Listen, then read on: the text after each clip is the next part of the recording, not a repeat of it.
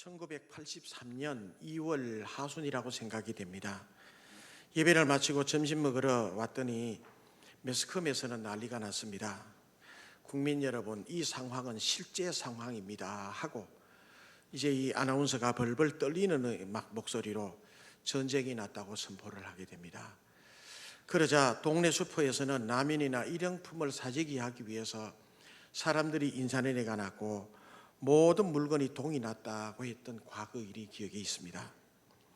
그 일은 북한 공군 대위로 있던 어느 한 분이 미거기를 이끌고 비행 사격 훈련 도중에 편대를 이탈하여 남한으로 기술을 돌렸습니다.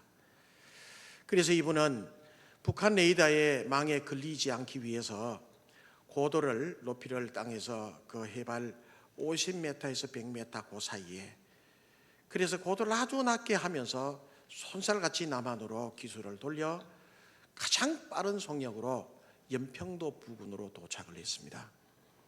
그러자 이제 이 남한 공군들, 또 남한에서는 큰 일이 일어난 겁니다. 전쟁이 일어난 것 아니겠습니까? 남한의 공군들이 출동이 되고, 그래서 이제 기순 의사를 밝히게 되고 무사히 오산 비행장까지 또 이렇게 유도해서 착륙을 시켰습니다. 그리고 이분이 이제 젊은 나이인데 기자회견을 하면서 밝힙니다. 당신이 왜 이렇게 이 남한으로 오게 되었느냐 그랬더니 자유를 찾아왔다. 자유를 찾아서 자유를 찾아왔다고 그래. 어느 날 바닷가에 가 있었는데 남한에서 버린 쓰레기들이 밀리고 파도에 밀려서 자기가 있던 그 바닷가까지 남한의 쓰레기가 자주 많이 온대요. 뭣 보고 자기가 거기에서 자유를 갈구하게 됐느냐 하면 라면 봉지, 삼양라면이든지 문염인지 모르겠어요. 좌우지간 80년도에 라면 봉지를 보니까 라면 봉지에 찍힌 사진에 맛있게 아주 먹음직스러운 라면,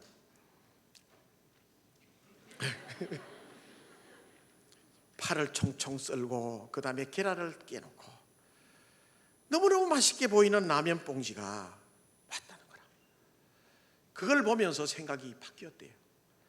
그렇다, 우리가 배우고 알고 있는 남한은 거지들이 득실되고 사람들이 굶어 죽는 지옥이 아니라 어쩌면 천국일지 모른다는 생각을 하게 됐고, 그래서 여러 가지 다방면으로 확인해 본 결과 북한과는 많은 차이가 나는 자유를 누리고 있다고 하는 것을 알게 되고, 그래서 이분은 편대를 이탈해서 손살같이 연평도로 부근으로 와 한국의 대한민국의 품에, 자유 대한민국의 품에 안기게 되었던 것입니다. 여러분, 생각하며 사고하면서 사는 인간들에게 자유라고 하는 것은 얼마나 소중한 것이 모릅니다. 죽음을 무릅쓰고 자유를 찾아 사선을 넘는 것에서부터 시작하여 작은 양심의 자유까지 실로 다양한 이 양심의 자유들이, 그 개념들이 얼마나 많은지 몰라요. 가령 예를 들면 버스나 지하철을 타고 가다가 머리가 허연 어르신네를 보면 갈등이 시작이 되죠. 일어나야 할까 혹은 그냥 앉아서 갈까, 저분의 연세가 어떻게 될까, 여러 가지 많은 생각들이 삽시간에 지나가고, 그러면서 또 생각을 하게 되죠. 내가 일어나게 된다면 내가 몸이 피곤하게 될 것이고, 그럼 내가 앉아 있다면 내 양심이 아플 텐데 어느 것을 선택해야 되는지, 그것을 선택하는 것은 자유죠. 그러나 어느 것을 선택하든 내 양심의 자유를, 내 양심이 내 더 편하도록 내가 그것을 선택하는 자유를 쓰게 된다면, 그렇게 살아가는 사람은 도덕적이고 윤리적으로 굉장히 인정받는 사람이 될 것입니다. 일제시대 때 교회들이 많은 박해를 받았습니다. 신사참배 문제로 많은 사람들이 옥에 갇히게 되고 할 무렵에 어느 한 성도님이, 그분은 분명히 신사참배를 하지 않고 감옥에 가야 될 사람이 누가 보아도, 그런데 이분은 신앙의 정죄를 버렸어요. 신앙의 정죄를 버리고 자유를 찾고 자기 자유를 나름대로 해. 그래서 몸은 자유를 얻었어요. 길거리를 활보하며 자유롭게 다녔을지 몰라도 양심은 계속 계속해서 짐스럽고 죄스러웠던 거라. 그가 나중에 그런 고백을 해요. 당신은 어쩌다 실수를 저질렀는데 그때 그 순간만 지나면 괜찮을 줄 알았는데 계속되어서 자기를 괴롭히는 것은 양심이었다. 신앙 양심이었다. 하나님 앞에, 한국 교회 앞에 너무너무 많은 일생을 두고 괴롭게 살았다고 고백을 하는 것입니다. 이렇게 인간은 자유를 갈구하는 존재, 자유를 갈망하는 존재, 자유를 찾아 헤매는 존재, 이것이 바로 우리 인간이 아닌가 생각을 해요. 유명한 얘기가 있죠. 어느 한 거지같이 돌아다니던 사람이 무언가를 찾는지 무언가를 추구하는지 거적대기를 뒤집어쓰고 사방을 돌아다니다가 어느 수도원 앞에, 중세시대인데 수도원 앞에 머물렀어. 수도원에 굳게 문 잠겨있는 이 문을 두드립니다. 계속 두드렸더니 안에서 누구요 하면서 수도사가 요만한 쪽문을 쫙 열고 쫙 보는데 눈이 마주쳤어. 누굴 찾소? 그렇더니 이 사람이 머뭇하면서 입에서 튀어나오는 말이 프리덤, 자유를 찾아다니는 자유.